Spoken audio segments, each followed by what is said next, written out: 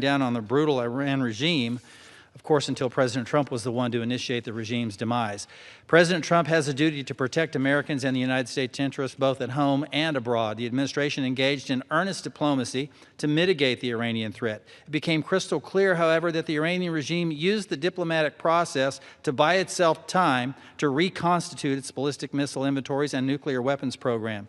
As the threat neared its apex, a point beyond which mitigation would be impossible, President Trump lived up to his duty as commander-in-chief and took decisive action. On March 2nd, President Trump notified Congress, consistent with the oft-criticized War Powers Resolution of 1973, of military action used to address this threat to the American people and American interests. In other words, the President has clearly acted consistent with precedent and has prosecuted this military action in a transparent and forthcoming manner, holding multiple press conferences, and sending his cabinet officials and operational experts to provide multiple classified briefings on the status of the ongoing conflict to all members of Congress, as well as appropriate committees and their staffs. Mr. Speaker, passing the measure today would do nothing to keep America safe. It would do nothing to strengthen Congress, and all it would do is put America's safety and that of our allies at risk. It would allow Iran to once again rebuild its murderous regime and terrorize the world. Vote no. I thank Chairman Mass for his partnership and his leadership, and I yield the balance of my time. Gentleman yields. Reserve. The gentleman reserves. The gentleman from New York is recognized. Yes, I'm proud to yield 2 minutes and 30 seconds to the esteemed gentlewoman from the great Commonwealth of Massachusetts, the whip of the Democratic caucus, the Honorable Catherine Clark. The gentlelady is recognized. Thank you, Mr. Speaker, and I thank the gentleman from New York for yielding. Donald Trump has taken America to war without authorization, without explanation, without a strategy or an exit plan. 6 brave service members have already given the ultimate sacrifice. Others have been wounded, and Americans are stranded across the region. And what do we hear from our commander-in-chief? He shrugs and says, "That's the way it is."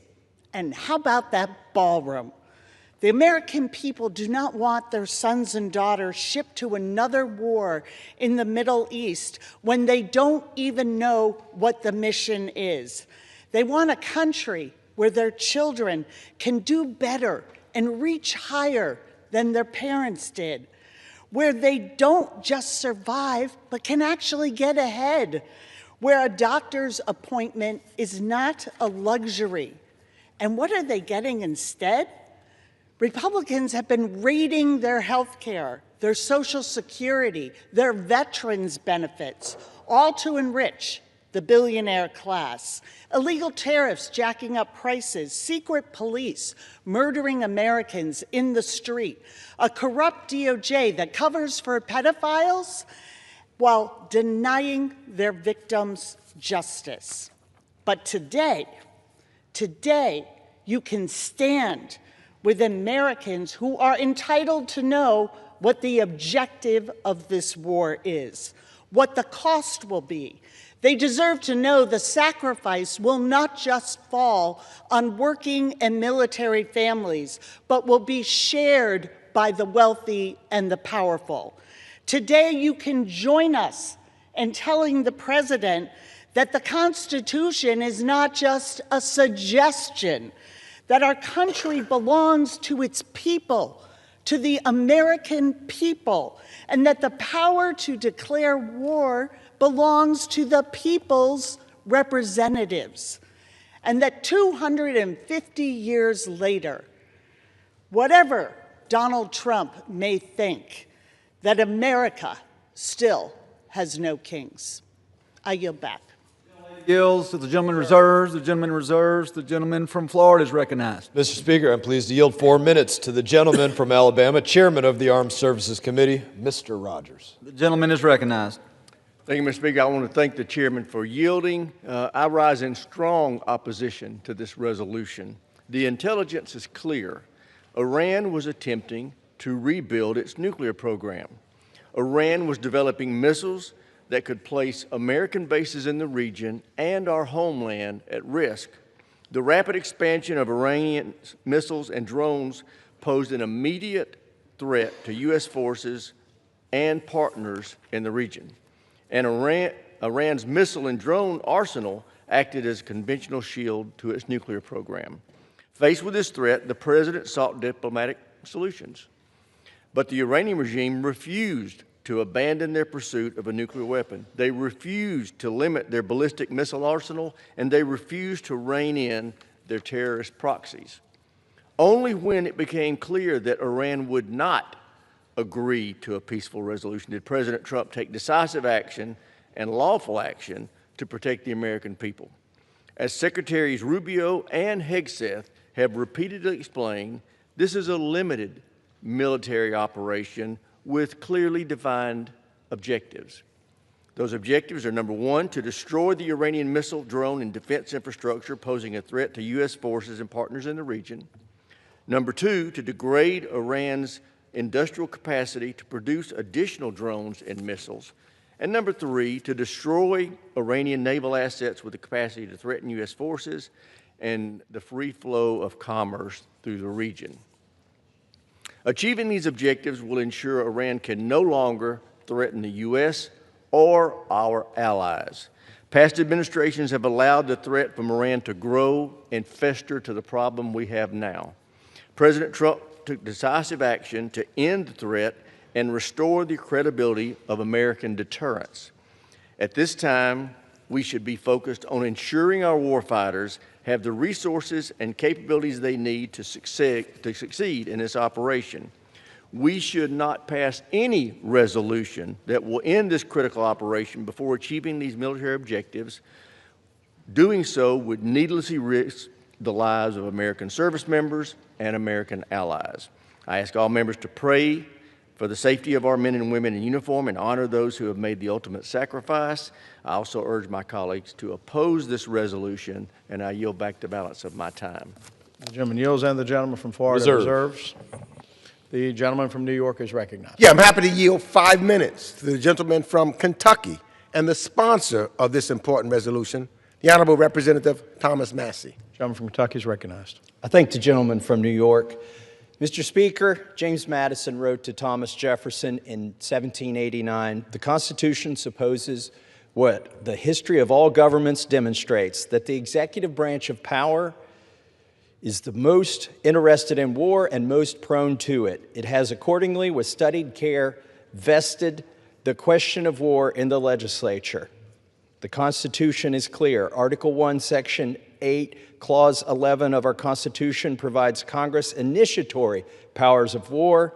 Article 2, Section 2, Clause 1 of our Constitution gives the President operational powers of war to wage that war. Even if this body were to pretend that the 1973 War Powers Resolution supersedes the clear language of the Constitution, the President still has not met the conditions required by that law itself. The 1973 War Powers Resolution states plainly that the President may only introduce U.S. armed forces into hostilities pursuant to 3 conditions. Either 1, declaration of war, 2, specific statutory authorization, or 3, a national emergency created by an attack upon the United States. None of those conditions exist today. Iran has not attacked the United States, Congress has not declared war, and Congress has not granted specific statutory authorization. Beyond the constitutional question, here lies an even more important one. Why are we going to war with Iran? We owe our military service members a clear mission.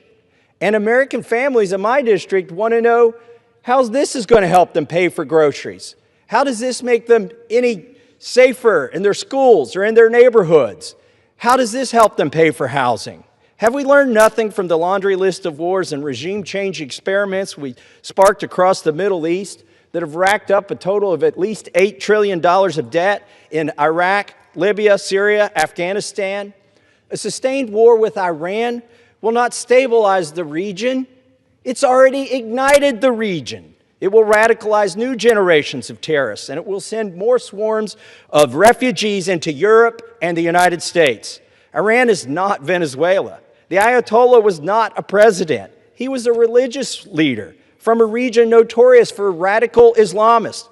And the United States and Israel turned him into a martyr. And in the process of doing so, we've already expended billions of dollars, and more solemnly, 6 American families must now lay to rest their sons and daughters. And for what? This administration can't even give us a straight answer as to why we launched this preemptive war. The president says we had to strike first because an Iranian strike was imminent. Meanwhile, the Department of Defense conceded there was no evidence of an imminent Iranian strike. Some told us this war was about nuclear weapons, but 6 months ago, we were assured our last strike on Iran decimated their nuclear program. So which is it? I think the most candid answer came from the Secretary of State, who told the press that Israel forced our hand and dragged us into this war again. And that truth is the very reason why it is Congress that must decide war. If American lives are to be risked and American blood is to be shed, that decision must be debated and voted on by the representatives of the American people, and that debate is meant to be arduous, and that vote is meant to be hard. I have a theory.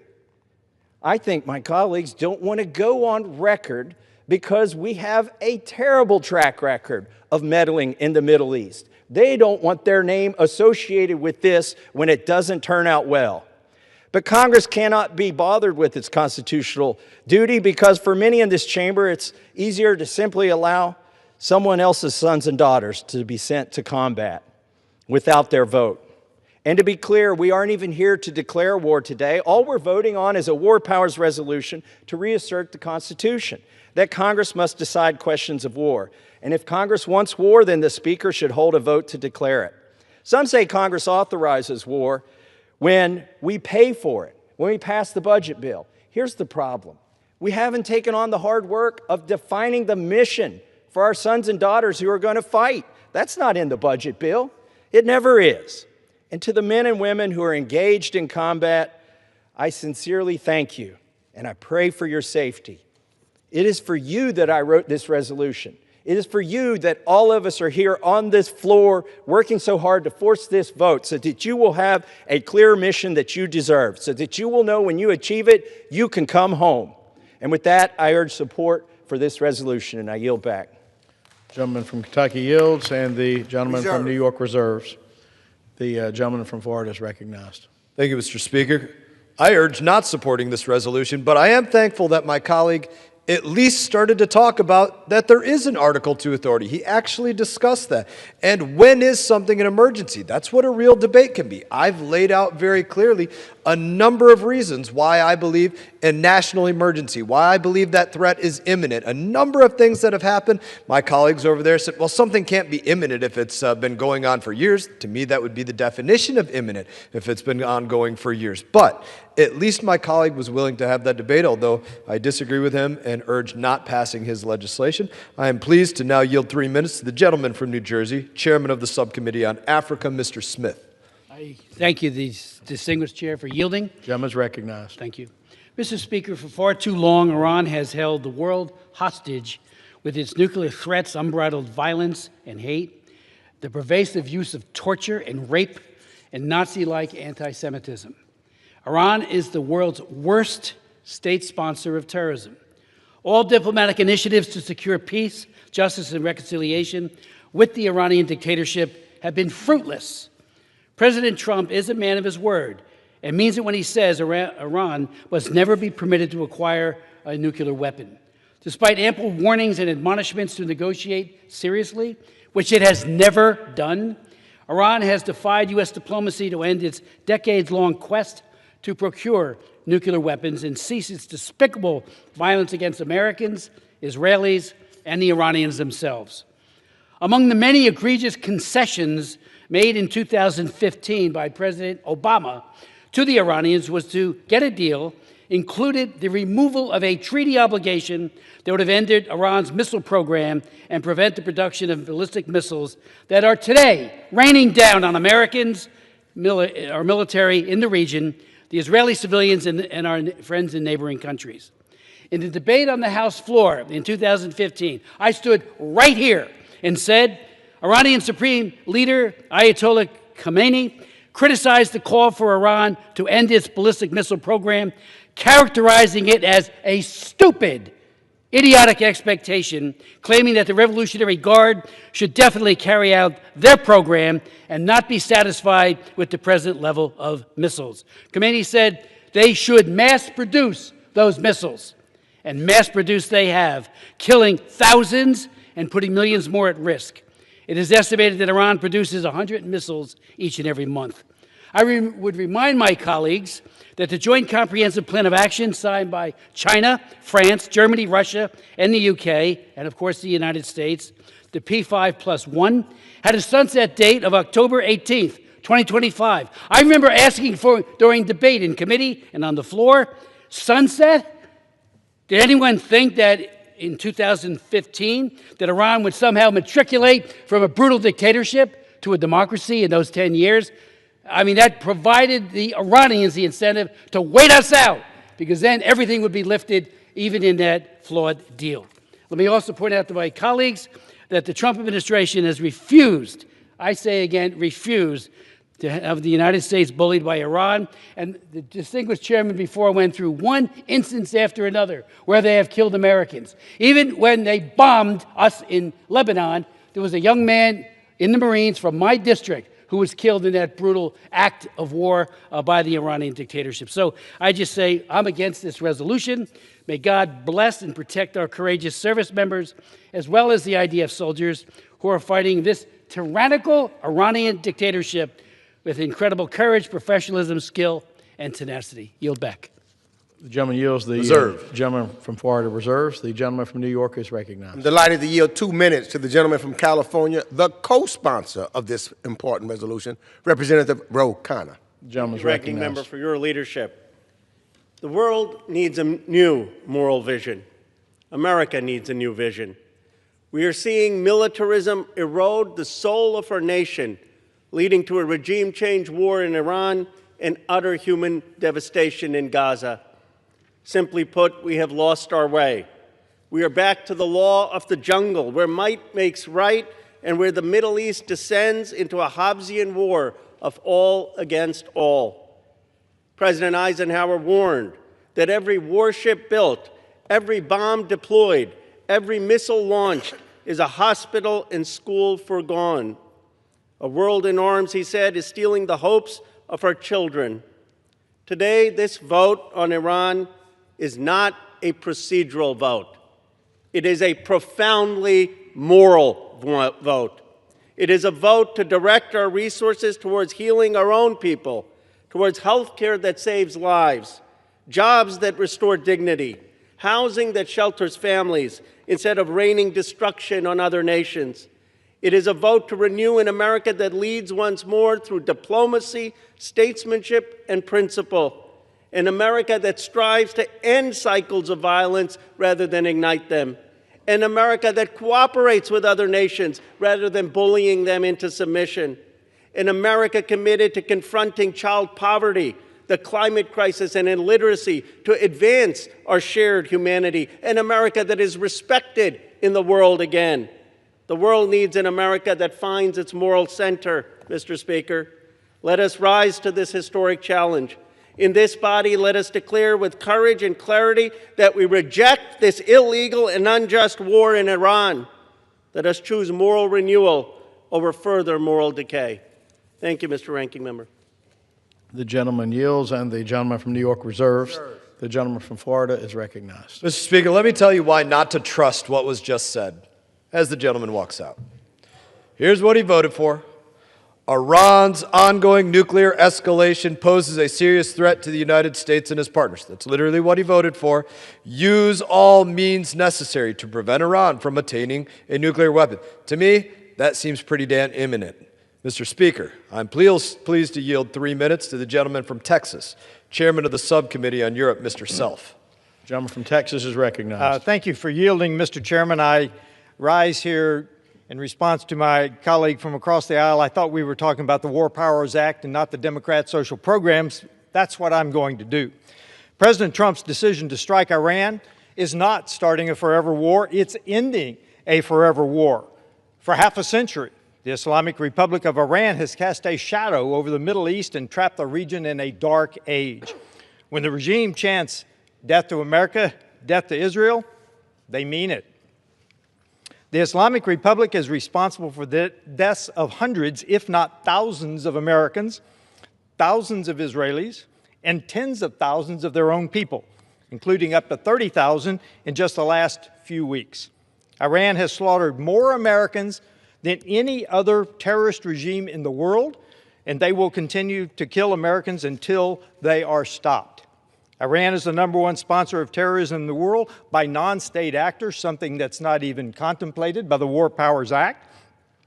The regime funds, trains, and equips countless Islamic terrorist groups, including the Houthi rebels in Yemen, Hezbollah in Lebanon, Hamas in Gaza, and many others across Iraq, Syria, and elsewhere in the region. For years, Iran has leveraged these terrorists to wage war against and kill Americans and countless civilians throughout the region. Just last weekend, in my home state, a gunman horrifically killed 3 innocent people and injured 4 others in Austin, Texas, while reportedly wearing a sweatshirt that read "Property of Allah" and a shirt with the Islamic Republic of Iran flag on it. While law enforcement continues its investigation into connection with the Islamic Republic, Americans must understand the enemy is within the gates. The current regime in Iran is the poster child for Islam and Sharia law, a culture of violence and domination that is totally incompatible with individual freedoms, our Constitution, and our heritage. Islam is an existential threat to our constitutional republic. By conducting this joint operation with our partners in the region to defend against tyranny, we are defending Western civilization. Furthermore, the Iranian people have overwhelmingly demonstrated a clear will to overthrow and change the radical regime. Tens of thousands of civilians have sacrificed their lives as a testimony to this point.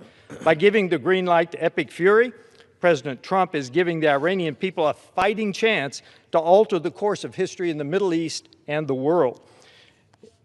As the Article 2 branch, the President is undertaking his constitutional duty as Commander-in-Chief to defend the United States from a tyrannical, murderous Islamic regime.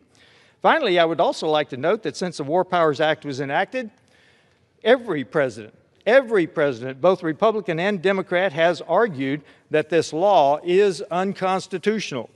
Instead of airing personal grievances with the President, the personal grievances with the American people and our service members would be better off if Congress focused on reopening the Department of Homeland Security to prevent attacks on American soil. 30 seconds, please. And support the President in executing his Article 2 duty. While I agree that this body should engage in discussions about the War Powers Act, this is not the appropriate time. U.S. troops are currently in harm's way, and they need to have our full-throated support, full stop. I urge my colleagues to oppose this resolution, and I yield back. Gentleman yields on the gentleman from Florida reserves. The gentleman from New York is recognized. Yes, I now yield 3 minutes to the gentleman from Ohio, an esteemed member of the House Foreign Affairs Committee, Representative Warren Davidson. Gentleman from Ohio is recognized. Thank you, Mr. Speaker. My name is Warren Davidson, and I love this country with a soldier's passion. More than 30 years ago, I enlisted in the infantry. My chain of command later helped me earn an appointment to the United States Military Academy at West Point. I was commissioned as an infantry officer serving in the 75th Ranger Regiment, the 101st Airborne, Rakkasans, and the Old Guard. Then and now, I swore an oath to support and defend our Constitution against all enemies, foreign and domestic. Make no mistake, Iran is an enemy of the United States. As our military engages them, they do so justly. Unfortunately, they are not yet doing so constitutionally, and that's why we're here today. For some, this debate will be about whether we should even be fighting in Iran. For me, the debate is more fundamental. Is the President of the United States, regardless of the person holding the office, empowered to do whatever he wants? That's not what our Constitution says. Is he empowered to do whatever he wants for 60 or 90 days? That's not what the War Powers Act says. Is there any limit to executive authority whatsoever? I rise in support of this War Powers resolution today because the moral hazard posed by a government no longer constrained by our Constitution is a grave threat. The threat to a government no longer constrained by the plain meaning of words is not new for Democrats. Recall that Democrats needed help answering what is a woman? Unfortunately, Republicans now want to claim they can't answer what is a war. This debate isn't even new. Democrat President Harry Truman obstructed a vote on the Korean War, pretending it was instead a, quote, UN police action. Republican Senator Taft from Ohio insisted in vain that Congress should not shirk its duty to vote on declaring war or at least to authorize the conflict. Instead, Congress then, as it has in the past, passively cut checks to fund the war that they refused to authorize. This dereliction of duty is commonly mocked as an example of constitutional avoidance, and it contributed to the passage of the War Powers Act. President Trump's America First message was supposed to be a rejection of the globalist war machine, whose endless wars have left America less free, less safe, and more burdened by debt. On the other hand, President Trump has been reluctant to embrace war and has been incredibly successful in diplomacy. In this case, war may well be necessary, but it is far more pressing that we restore a government small enough to fit within the Constitution. We can afford a government that small and no other. America is a republic, not an empire. So I encourage everyone to honor their oath and support our Constitution. Vote yes on this resolution. I yield back. The gentleman from Ohio yields, and the gentleman from New York reserves. The gentleman from Florida is recognized. Mr. Speaker, I'm pleased to yield 3 minutes to the gentleman from Michigan, Chairman of the Subcommittee on South and Central Asia, Mr. Hazenga.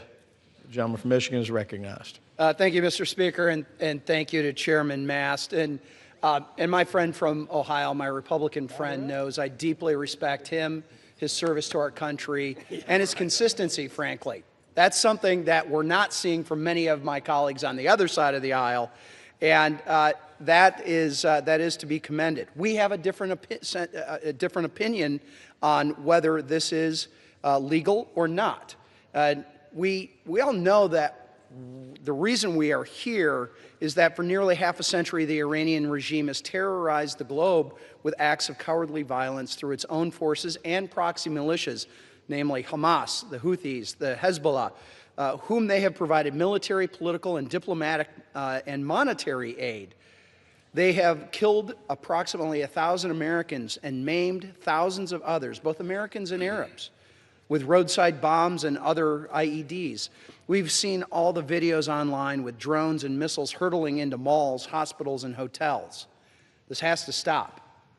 During his first term, President Trump imposed a maximum pressure campaign in response to President Obama's lack of action regarding Iran, and that crippled Iran's ability to raise revenues from its oil operations and fund their terror network. How do I know that, Mr. Speaker? Because as a member of the Financial Services Committee, where all of those sanctions originated, I worked on those very sanctions. However, years later, the Biden administration found those moves too far and harsh on Iran and refused to enforce those sanctions. Sanctions are only as good and useful as their willingness to enforce them. During this period, Iranian crude production topped 3 million barrels a day, greater by more than a factor of 7 during the maximum pressure campaign, allowing the Iranian regime to continue to finance its brutality internationally and domestically. Congress attempted to reverse course by passing legislation to codify the maximum pressure campaign measures. That's why the House of Representatives passed my bill, the No U.S. Financing for Iran Act, by an overwhelming bipartisan majority during the 118th Congress to cut off the Iranian regime from the U.S. financial system. My friends who voted for that seem to forget.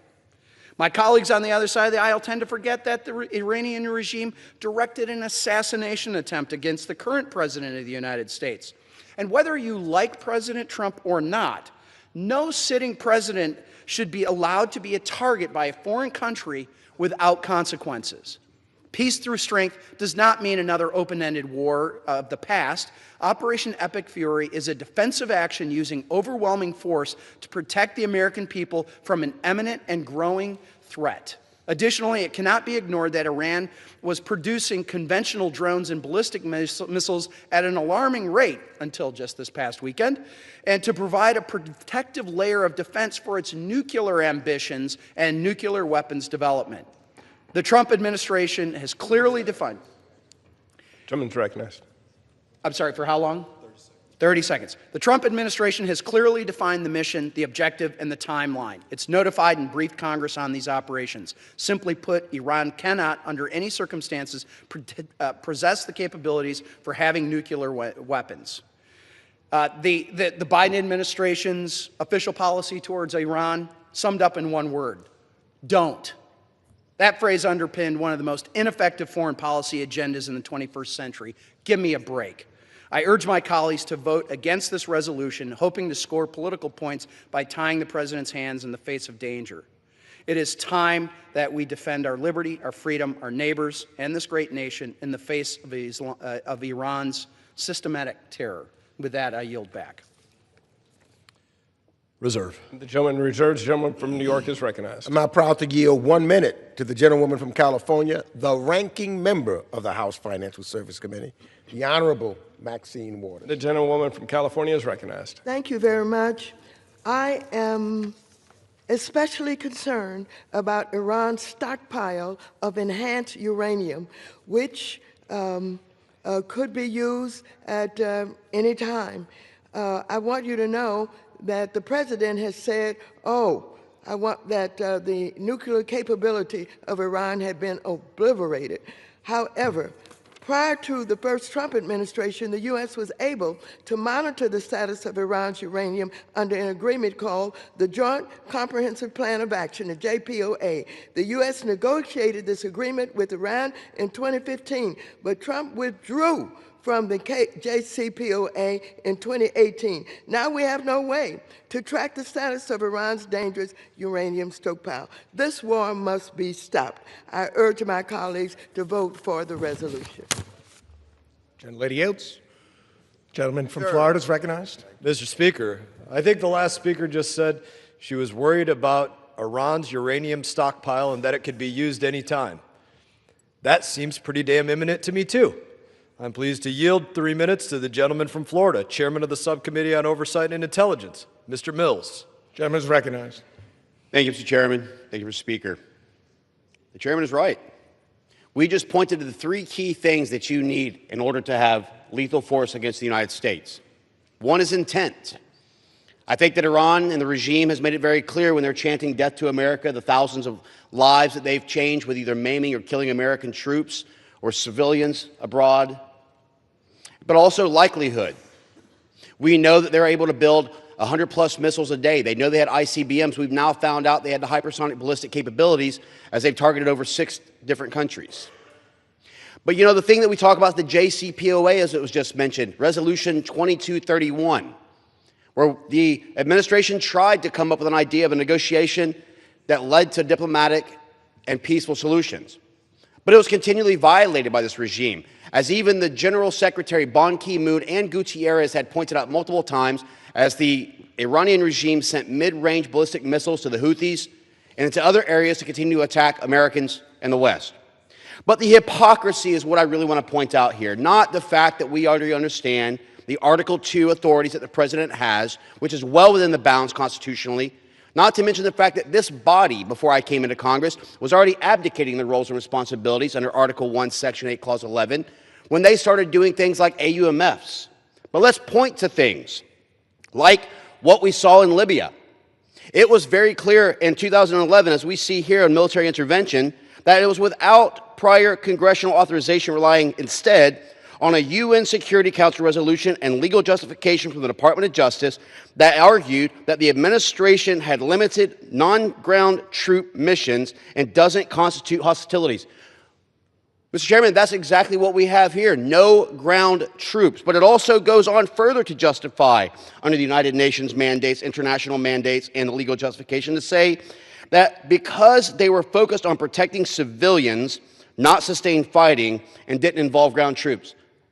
Well, I don't know about you, but I think 40+ Iranian civilians peacefully protesting for a change, being brutally murdered, being raped, being tortured, being slaughtered, being hung from cranes, being persecuted and imprisoned. I think President Trump stopping this after 47 years was protecting civilian lives. I think it's established that we had no boots on the ground. And I think that we have demonstrated the imminence, the likelihood, and intent of an evil regime to try and go ahead and attack Americans and threaten our way of life. With that, I yield.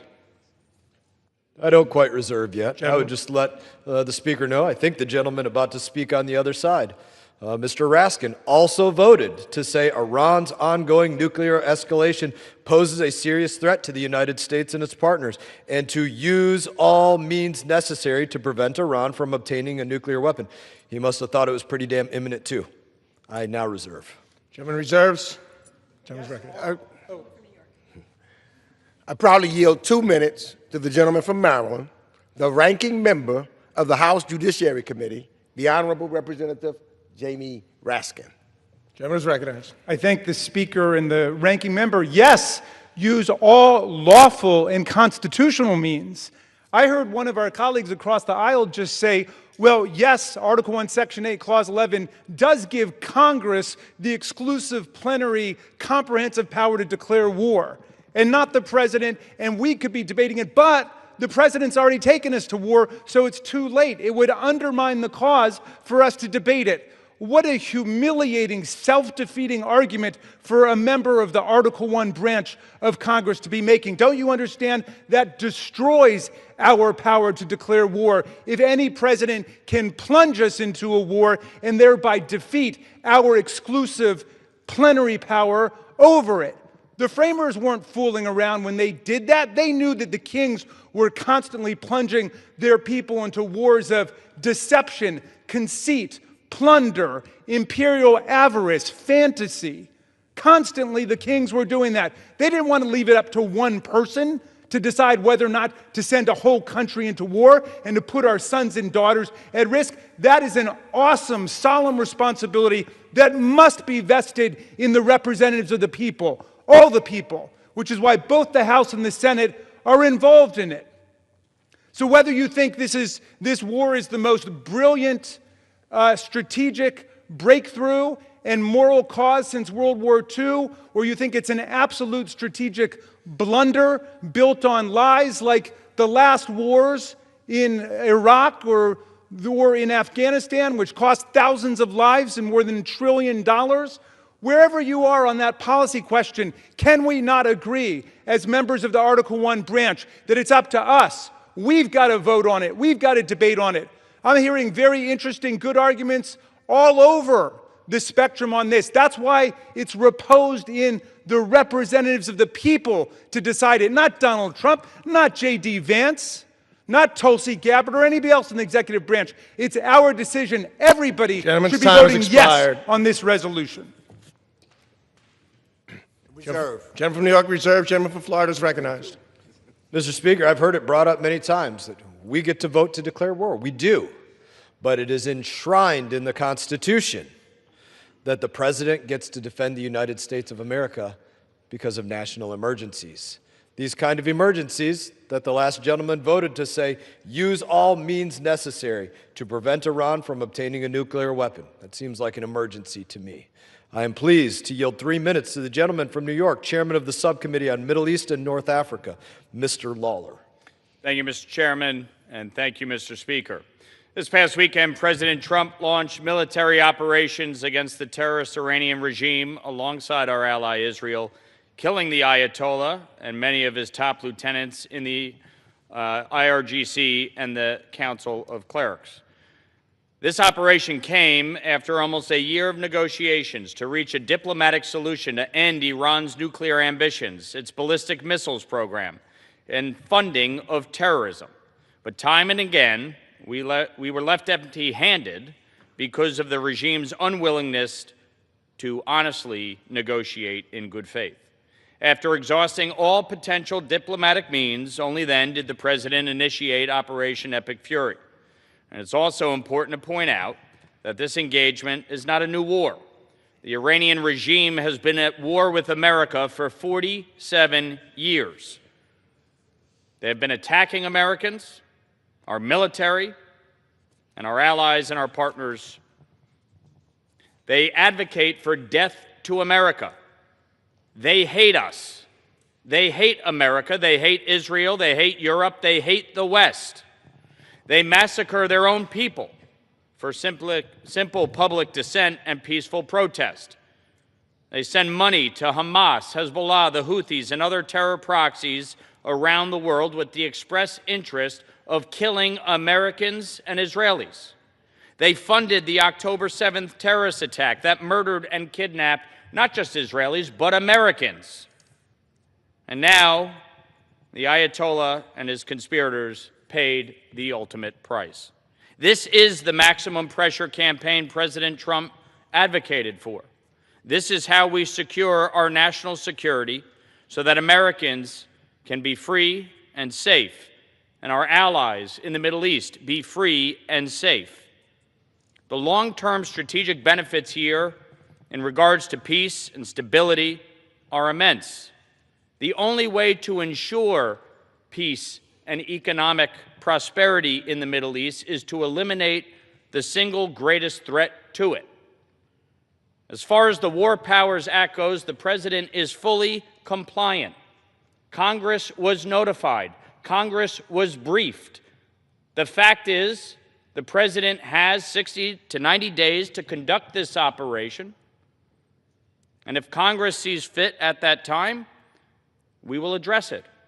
But to try and unilaterally end this operation puts our national security at risk, puts our troops at risk, and puts our allies at risk. Iran is belligerently striking Arab partners as we speak, hitting civilian sites, trying to kill American soldiers, and in fact, they have killed 6. Many of my colleagues said nothing when Barack Obama engaged in a 7-month campaign in Libya, and in fact, when a War Powers resolution was on this floor, many opposed it, including Chuck Schumer, the Senate Minority Leader. The gentleman's time has expired. 30 seconds, please. Gentleman, the fact is recognized for 30 that seconds more. when you look back, presidents of both parties have acted under Article 2 and without the express authorization of Congress, and the former Speaker, Nancy Pelosi, said it best when she said that Barack Obama could conduct the operation in Libya for 7 months and did not require congressional authority. Stop being hyper-partisan hypocrites and acknowledge the simple fact the President is legally justified. Vote no on this War Powers resolution. Gentleman reserves. Members are reminded to direct your comments to the chair. The gentleman from New York is recognized. And I'm honored to yield 2 minutes to the gentleman from Connecticut, the ranking member of the House Intelligence Committee, Representative Jim Himes. Gentleman is recognized.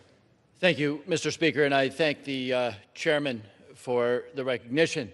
I've been listening closely to this debate since it began.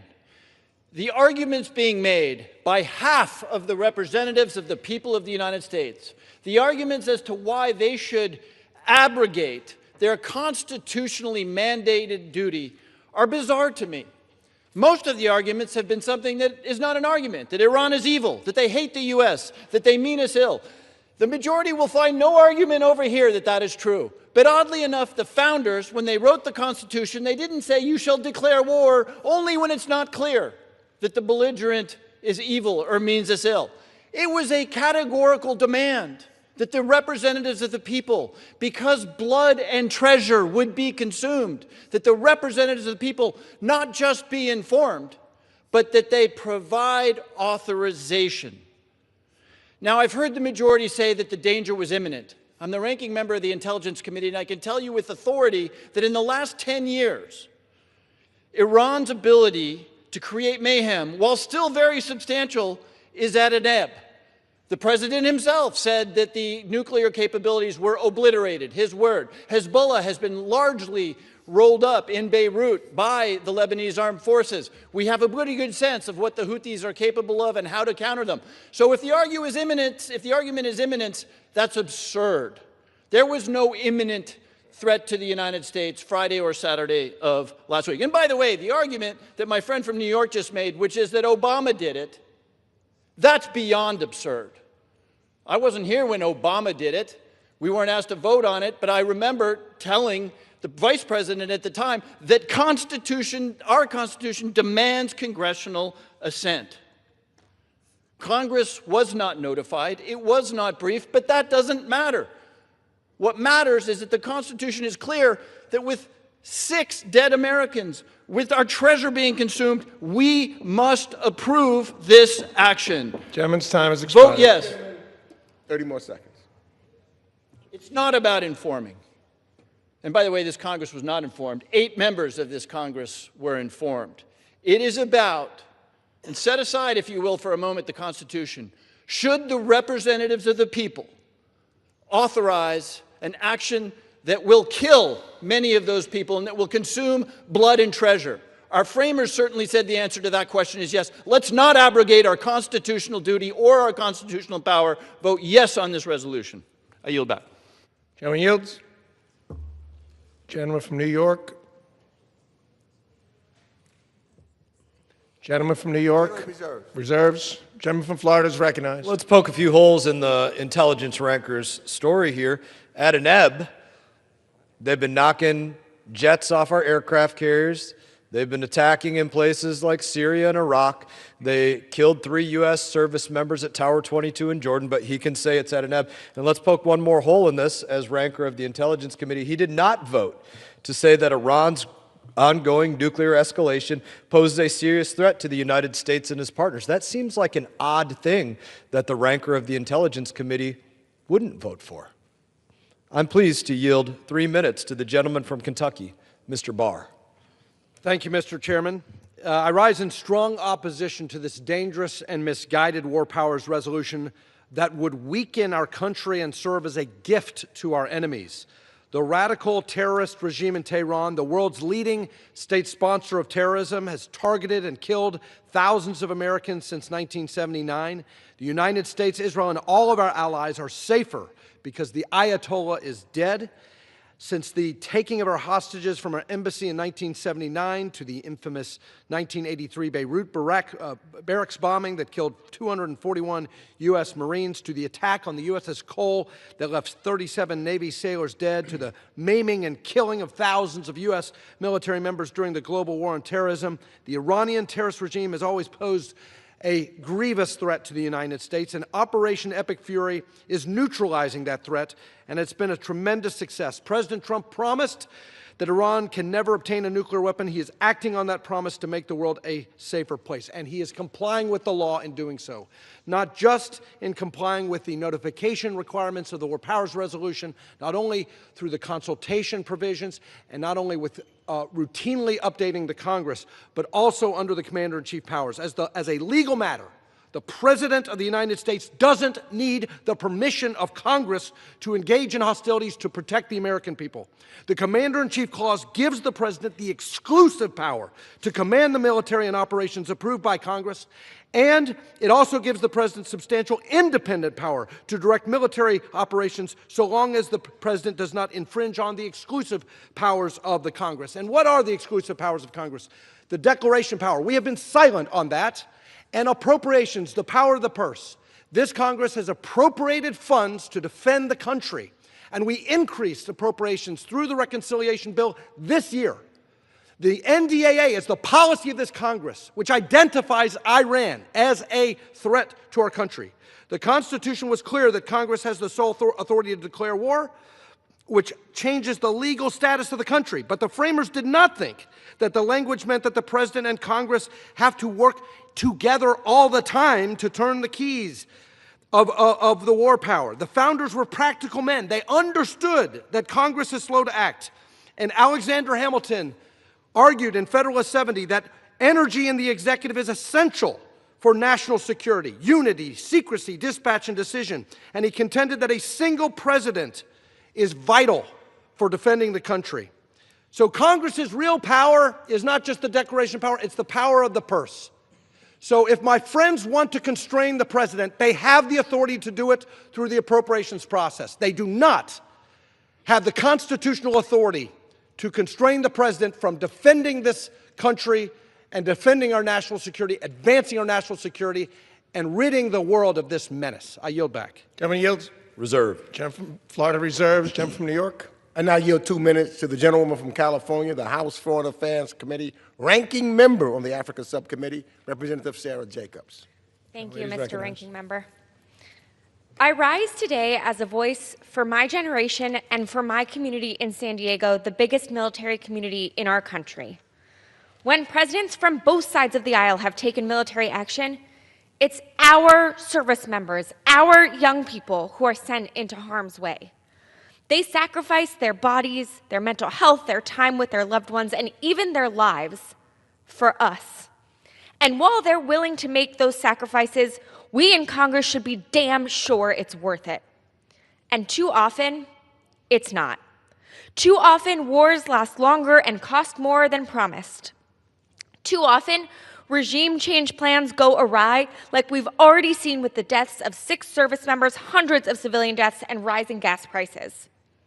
My colleagues will try to claim that voting for this war power resolution hurts our service members, but the opposite is true.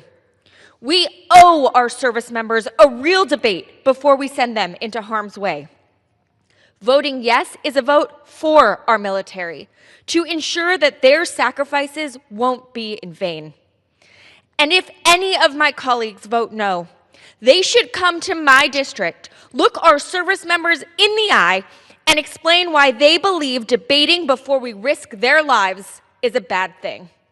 I hope every single one of my colleagues votes yes on this war powers resolution for our service members. I yield back. Lady yields. Gentleman from New York reserves. Gentleman from Florida is recognized. Mr. Speaker, I'm pleased to yield 2 minutes to the gentleman from Washington, Mr. Baumgartner. Gentleman is recognized. Thank you, Mr. Speaker. The Iranian terrorist regime has been at war with the American people for nearly 50 years. Countless terrorist attacks, countless American men and service women injured, and a persistent danger to the United States of America. President Trump's actions are a long time coming, well-meaning and well-deserved. I had the opportunity and the privilege to serve with the United States State Department during the Iraq surge, where I participated in putting together a joint U.S.-Iraqi interagency team to suppress Iranian-backed militia groups in Baghdad. These were very, very bad guys. One of the things that they did was use what's called an explosive-formed penetrator. Al-Qaeda and the Sunni groups would bake a lot of explosives on their roof and make big bombs. What the Iranians would do was make a special kind of bomb with a copper plate that would get an explosive, and it could punch right through our armor. One day, on a trip to Sadr City, I watched a massive what's called an MRAP, armored personnel carrier, explode in front of me from an Iranian bomb, and watched as that hulking metal burned to a crisp as American servicemen and women sought to deal with the aftermath. This terrorist regime has killed thousands of their countrymen, killed Americans across the Middle East, and it's time for them to come to an end. This is a partisan political maneuver by the Democrats, and they should be ashamed for what they're doing to put our servicemen and women in danger. And with that, I yield back. Gentleman yields. Reserve. Gentleman from Florida reserves. Gentleman from New York is recognized. Thank you, Mr. I just would remind the gentleman this is a Massey bill. Yes, I yield 1 minute to the gentleman from New York, Representative Jerry Nadler. Thank you, Mr. Speaker. I rise in strong support of this resolution and of reasserting Congress' constitutional responsibility. As the gentleman from Florida stated, the President has the power to react to an attack on the United States. He does not have the power to start a war. President Trump's illegal strikes against Iran are dragging the United States into another costly war in the Middle East. To be clear, I shed no tears over the Ayatollah's death. His brutality was responsible for the deaths of scores of his own people, and he directed terrorist proxies around the world. But his removal is unlikely to bring about the revolution and regime change the President seeks.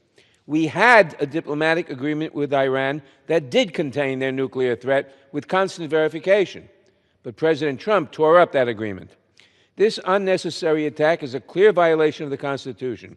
Kings often plunge the nations into wars for plunder or avarice. The Constitution gave the power to decide on war or peace to Congress so that no president could act as a king. That is precisely what the President is doing. We must pass this resolution to chastise President Trump and to reassert what the Constitution provides, that only Congress can decide to commit this nation to war. I urge members to vote yes, and I yield Gentleman's back. time has expired. Members are reminded to refrain from engaging in personalities against the President. Gentleman from New York reserves. Gentleman from Florida is recognized. I inquire how much time each side has left. Gentleman from Florida has 15 minutes remaining. And the gentleman from New York has 21 minutes remaining. Very good. Pleased to yield 2 minutes to the gentleman from Florida, Mr. Fine. Thank you, Mr. Speaker, and thank you, Mr. Chairman. You know, I believe in symbolic things at times. It was 47 years ago that Iran began chanting death to America. I don't think it's symbolic that the 47th President of the United States is the first to do something about it. But only one number away from that is 46. And that's the number of Americans that, thanks to Iran, were killed on October the 7th, 2023. I don't think Iran had a meeting where they debated whether they should support Hamas to go and do that attack. They did it, and now we are in the position that we are in. You know, there was a press conference not too long ago where the speaker was asked, you're saying that the president did not need authorization initially and still does not need any authorization from Congress. And the Speaker of the House answered that question, yes. That was Nancy Pelosi when asked about an attack on Libya.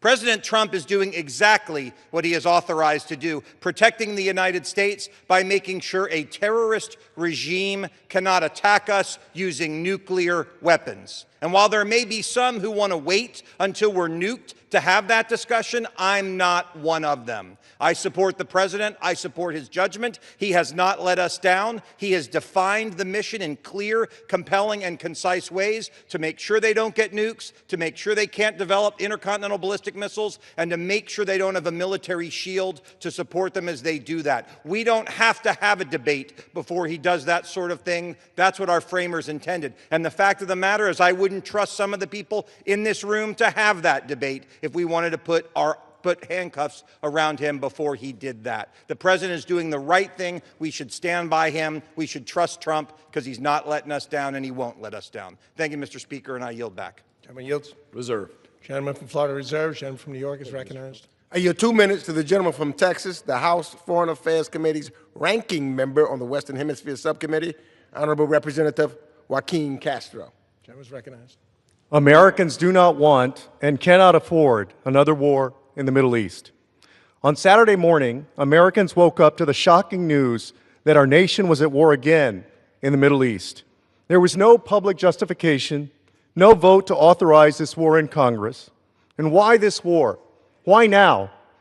If they say it's about Iran developing a nuclear weapon, well, just last year, President Trump claimed Iran's nuclear program had been completely and totally obliterated. In fact, Iran is further from perfecting a nuclear weapon now than it's been in years. Some claim it's to disable their ballistic missile capability, but Iran doesn't have a single ballistic missile that can reach the mainland United States, and we don't expect them to for many years. Is this about terrorism? It's true that Iran has helped finance and supply groups like Hamas and Hezbollah over the years, but they too are much weaker, much less capable after 2 years of conflict. So why now? Well, Secretary Rubio told us himself. He said that Israel was going to strike Iran, which would have triggered Iranian strikes on U.S. forces in the region. But rather than pick up the phone and tell Benjamin Netanyahu to stand down, the President of the United States buckled and decided to join their war. How is this America first? For 25 years, a generation of American service members and their families have sacrificed so much because of regime change wars in the Middle East. President Trump is now asking yet another generation of Americans to sacrifice in the hope that this time it will go differently than Iraq, Afghanistan, or Libya. This is Donald Trump's war. This is Benjamin Netanyahu's war. Your vote today will determine whether this is your war too. I urge you to support this resolution, and I yield back. Reserve. Gentleman from New York reserved. Gentleman from Florida is recognized. Mr. Speaker, I'm pleased to yield 2 minutes to the gentleman from New Jersey, Mr. Van Drew. Let's be clear about what's happening right now. The United States is confronting a regime that has spent decades chanting death to America. A regime whose proxies like Hezbollah, Hamas, and the Houthis, just to name a few, has been responsible for the deaths of hundreds and hundreds of American troops. A regime that is working relentlessly towards a nuclear weapon. A nuclear-armed Iran would not just threaten the Middle East, it would threaten the entire world, and yes, civilization as we know it. And now, at the very moment when decisive action is being taken to dismantle the threat, this resolution would tie the hands of the President of the United States. We should not allow this to happen. We cannot allow this to happen. Decisive action against the Iranian regime is about protecting America and about protecting Americans. It's about protecting our troops stationed across the Middle East. It is about protecting our citizens abroad and our allies in the region. Iran, I'll say it again, Iran cannot have a nuclear weapon. For too long, the Iranian regime has acted with impunity as it murders its own people, tortures its own people, destroys its own people. There's simply no justification for allowing this regime and its leaders to continue to exist. America will not wait to be hit first. We will not gamble with American lives. We will not allow the world's leading state sponsor of terrorism to obtain the most dangerous weapon on the face of the earth. For that reason, I urge my colleagues to vote no on this resolution. Reserve. Gentleman from Florida reserved. Gentleman from New York is recognized. I yield 2 minutes to the gentlewoman from Arizona, Representative Yasmin Ansari. Thank you, Mr. Speaker. The Islamic Republic is a barbaric, corrupt regime that has murdered, imprisoned, and terrorized its own people for decades. As the daughter of Iranian immigrants who fled this regime, I know personally what its violence means. Members of my family and friends have been brutalized and murdered by the Islamic Republic. My grandfather was imprisoned by the regime, and my family member was beheaded by them. The horror stories go on. So let me be very clear. I have spent my entire life opposing the Islamic Republic and its brutality, and I celebrate the death of Supreme Leader Ali Khamenei.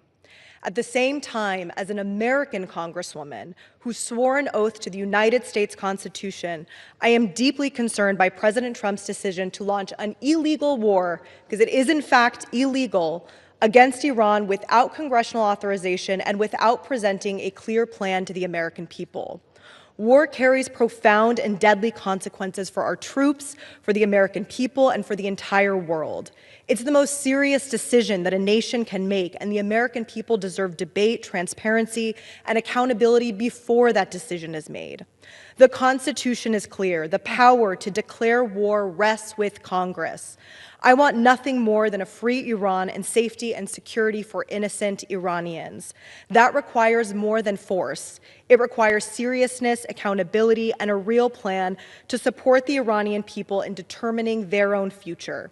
Donald Trump has shown at every instance that freedom for the people of Iran is not his priority.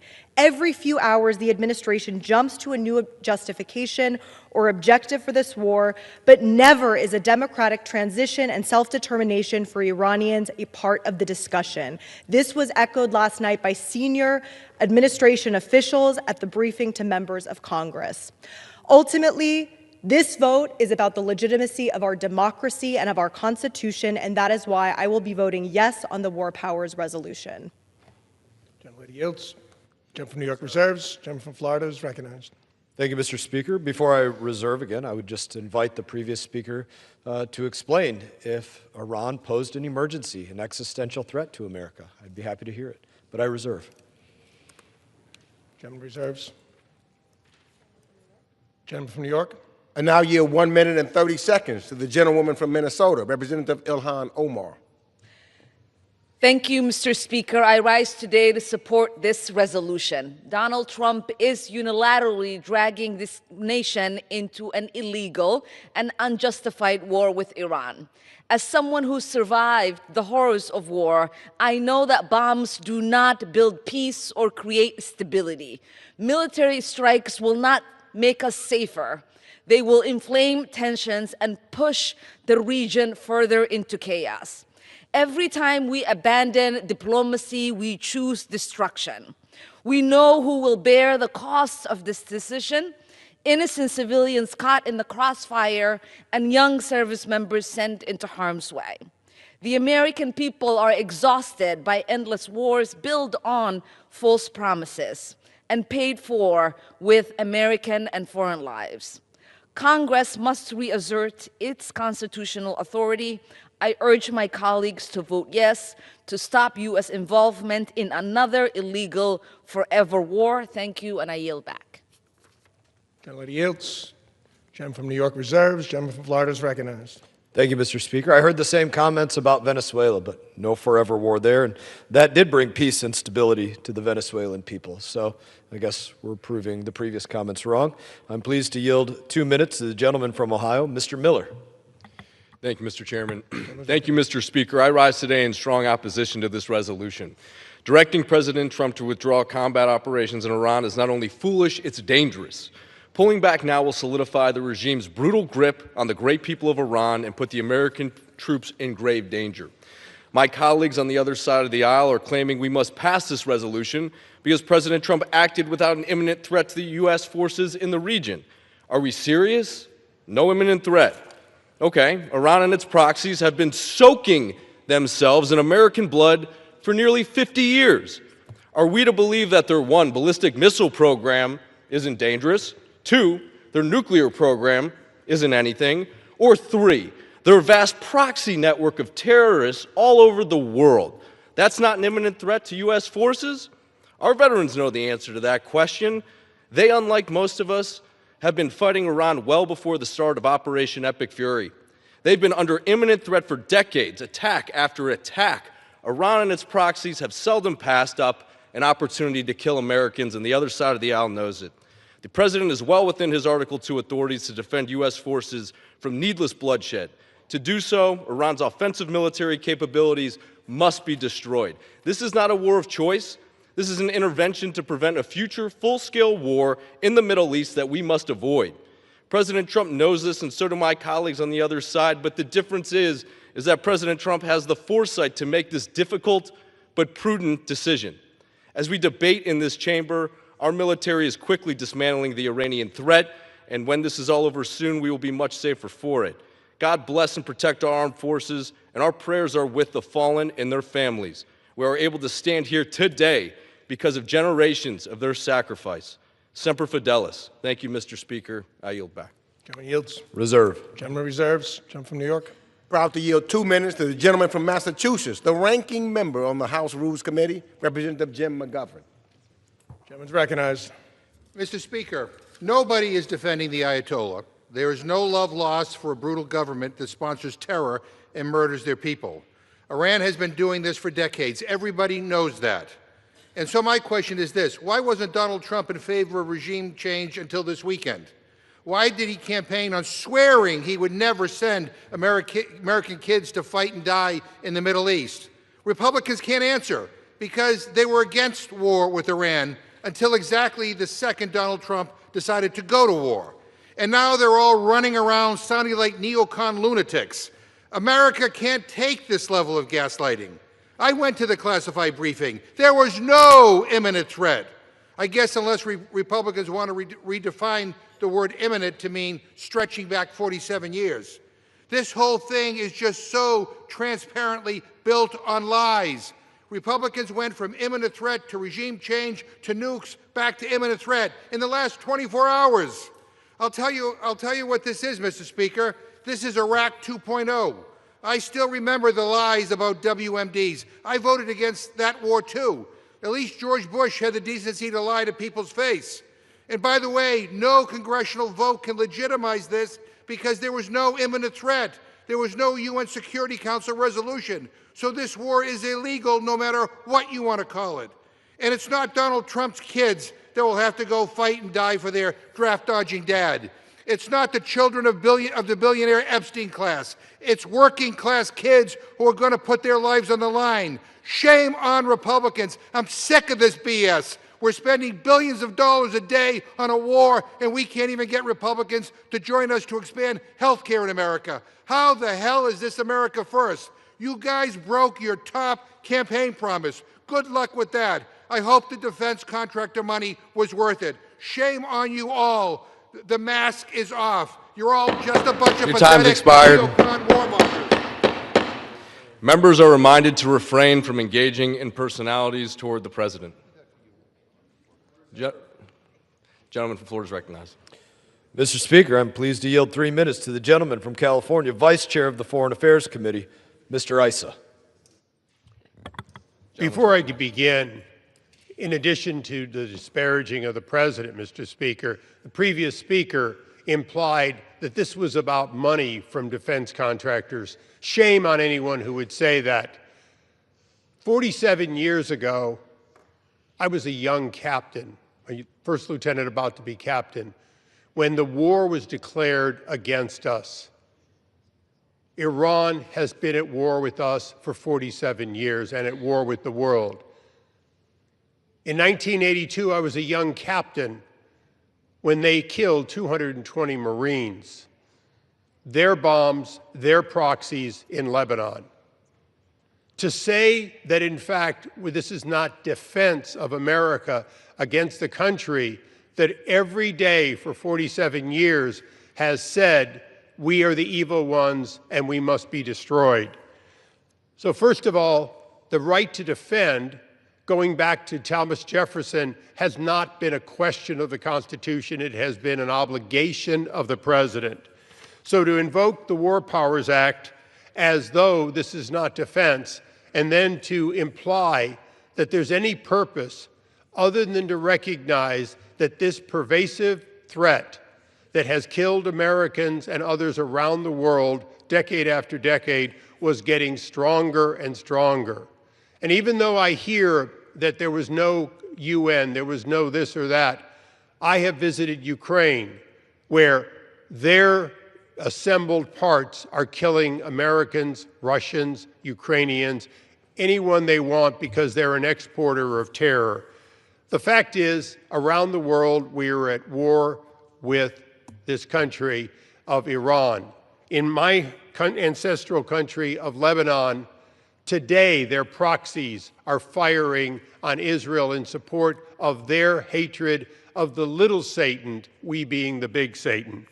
So am I defending the actions of the president? You betcha.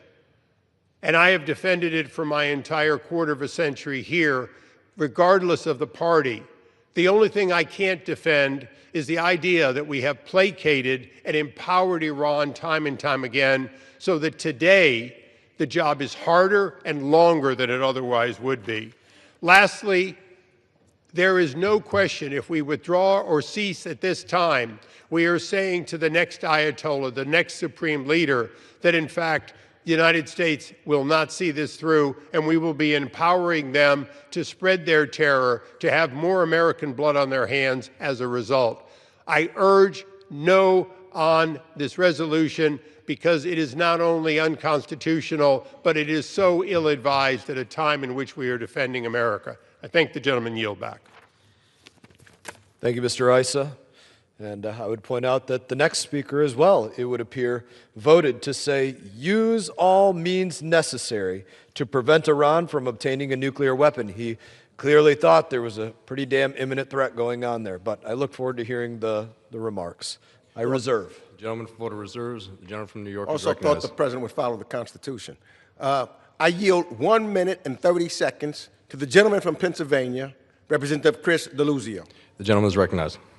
Thank you, Mr. Speaker. I thank the gentleman from New York.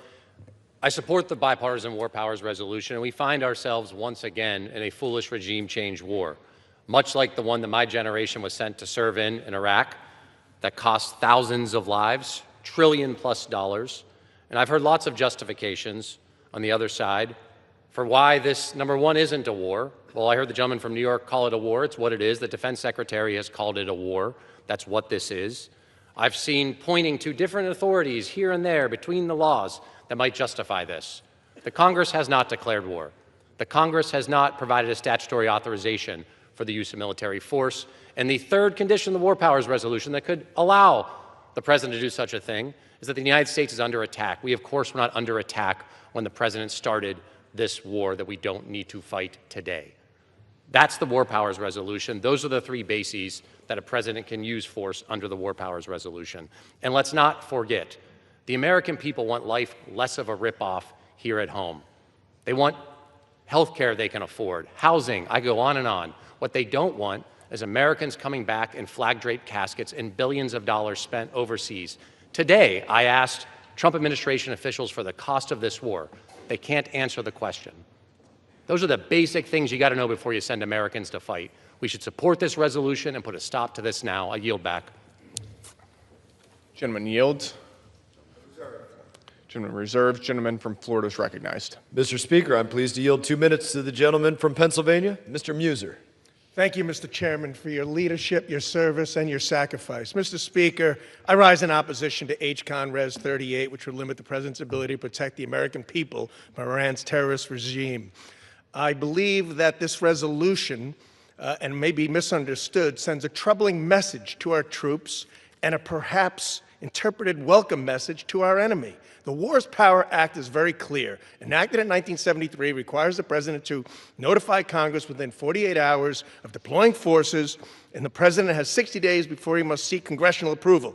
President Trump has clearly acted within the provisions of the War Powers Act. President Obama, on the other hand, used these authorities to launch operations in Libya for over 7 months, Iraq, Syria, Yemen. President Biden invoked the same authorities for strikes against threats in Syria, Iraq, and Yemen, yet no resolution to limit those presidents was brought up in this House by our colleagues. So, as Secretary Rubio said, and he described in great detail, there was an imminent threat upon the United States from Iran and our allies. Speaker Johnson also warned the idea that Congress would now take away the ability of the commander-in-chief is dangerous to the threat and the safety of the United States of America. We must remember who we're dealing with. They're dealing with Iran. It's been a terrorist state for 47 years. Its proxies range from Hezbollah to Hamas to the Houthis, and the list goes on.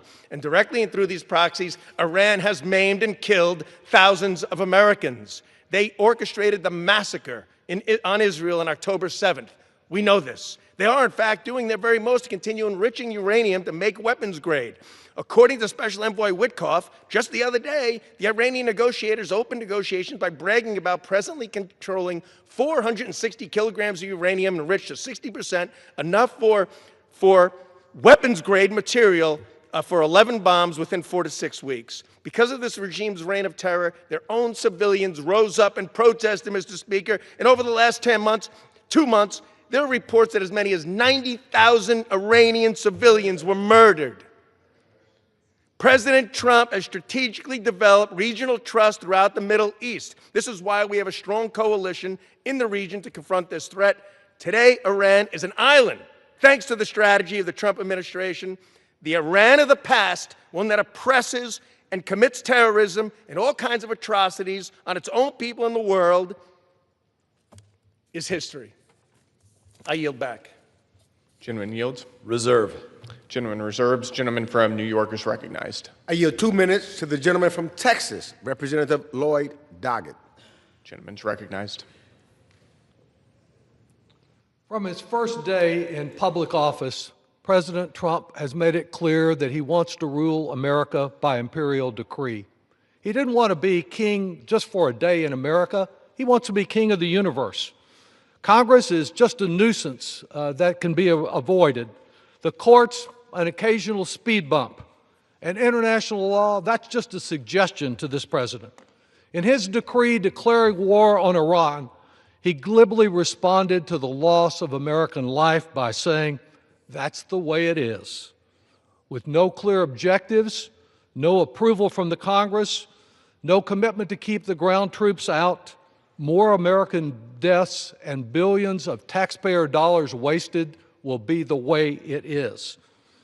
And we know that in this regard, Trump is not America first. At best, he is American second, as Secretary Rubio confessed this week. Trump was too weak to follow President Bush's wise example of saying no to Netanyahu. He has dragged us into a war that has no imminent threat. He has committed us to a war that will further destabilize an already unstable region of the world. And in Trump's own words, this war will go on as long as it takes.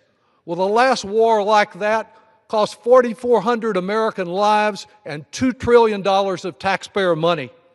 While certainly I do not mourn the death of any of these despots in Iran who have done so much harm, under Trump's clueless approach, we may just be replacing one tyrant with another. We already see what's happening to our embassies, our military facilities, our airports, the many Americans stranded abroad. I urge approval of this resolution to stop Trump's forever war.